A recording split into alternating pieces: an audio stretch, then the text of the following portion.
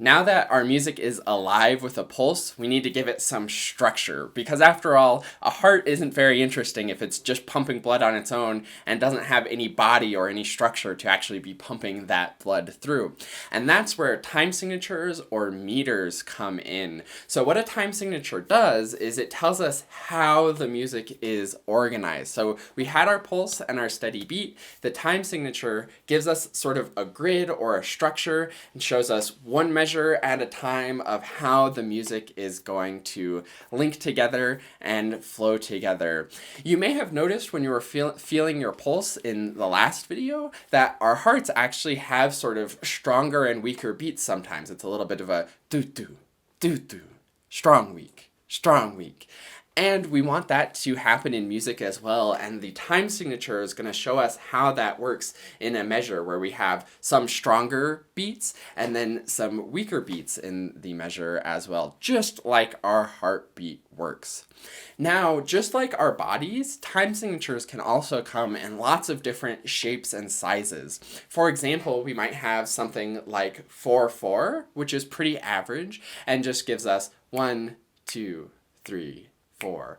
1, 2, 3, 4. 1, 2, 3, 4.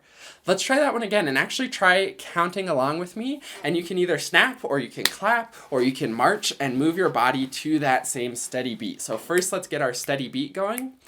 And then we're going to count to 4 each measure, and notice that 1 is the strong beat and the rest of the beats are a little bit weaker. So see if you can emphasize 1 as well. Let's try that. 2, ready, go. 1, 2, 3, 4. 1, 2, 3, 4. 1, 2, 3, 4. 1, 2, 3, 4. Excellent. And this is a very regular sort of average time signature. It's very common. In fact, sometimes this is called common time and is marked with just a C rather than the 4/4 for common time. But we could do a different time signature that's maybe a little less common. Let's try maybe something like 6/4. This is a longer time signature. You can maybe think of it as a taller bodied person for the structure of our music. And again, it works the same way where we're going to have our steady beat going. But now instead of counting to 4, we're going to count to 6. So let's try that. Ready? Go. 1, 2, 3, 4, 5, 6. 1, 2, 3, 4, 5, 6.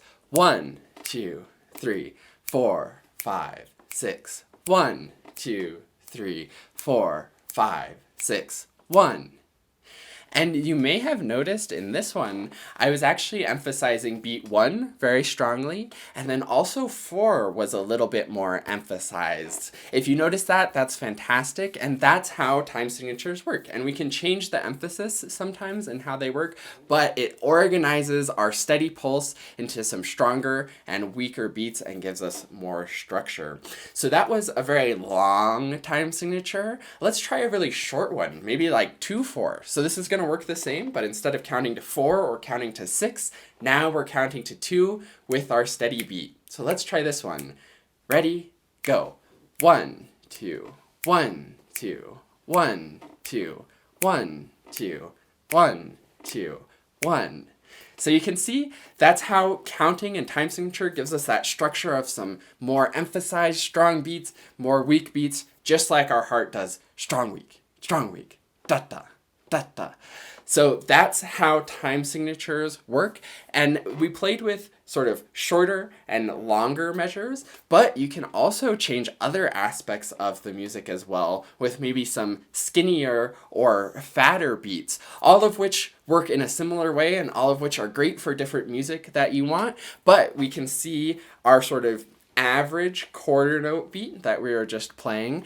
But if we change to something like 6/8 rather than the 2/4 that we were just doing, it's going to have a very similar feel to it where there's 2 beats in it, but instead of just quarter note beats, now our quarter notes got a little bit fatter and are now dotted quarter note beats. So the way that this one is going to work, instead of in 2/4 where we'd have just 2 eighth notes per beat, da da da da da da da da, 1 and 2 and 1 and 2 and.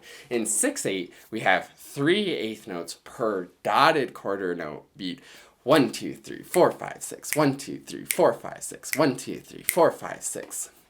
You may notice this is very similar to 6/4 that we did earlier, but now instead of 3 quarter notes and 3 quarter notes, now we have 3/8 notes smushed together into a dotted quarter note and 3/8 notes smushed together into a dotted quarter note.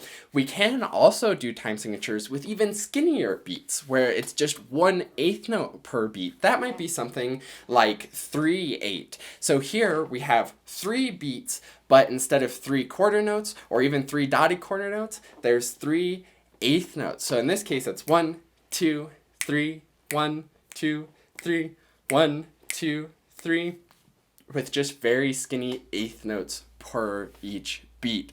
Now, don't worry too much if this is a little bit tricky with how the quarter notes or dotted quarter notes or all of those things are working, or how all of the different time signatures work. We'll be getting more into that in the next video. But for now, the important thing to remember is that you can have long measures, you can have short measures, you can have skinny beats, you can have fat beats, and all of that is music and gives us our unique structure to how the music feels, just like we have our unique bodies from every different person, whether short, tall, skinny, fat, whatever it may be. It's all structure to the music. Now, one last thing that I want to point out with the time signatures, though, is there's actually a lot of information there that can tell us how these work. So first of all, you have these 2 numbers, if you noticed, in 4/4, for example. We have the top numbers of 4 and the bottom numbers of 4.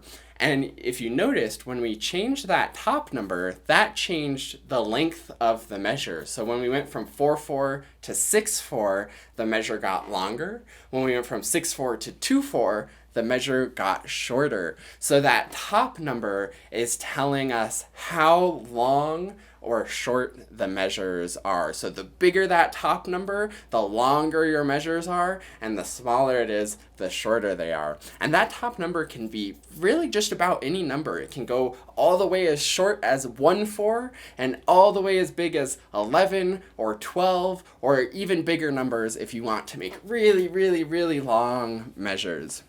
Now, the other measure or other number that changed in the time signature was the bottom number. So did you notice when we went from skinny beats to fatter beats, we changed from 2/4 to 6/8, and that bottom number became an 8.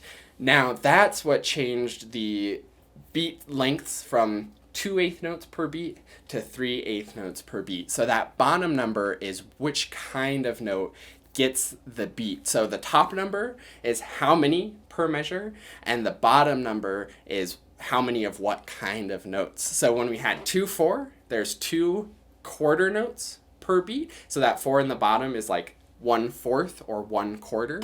When we had 6/8, there were 6/8 notes per beat. So that 8 in the bottom was like 1/8. So 1/8 notes, and we had 1, 2, 3, 4, 5, 6 1/8 notes in the 6/8 measure. So that's how time signatures work. And now you can be creative and come up with any kind of time signature you want by changing those top numbers and changing the bottom numbers. So the top numbers can be really anything that you want.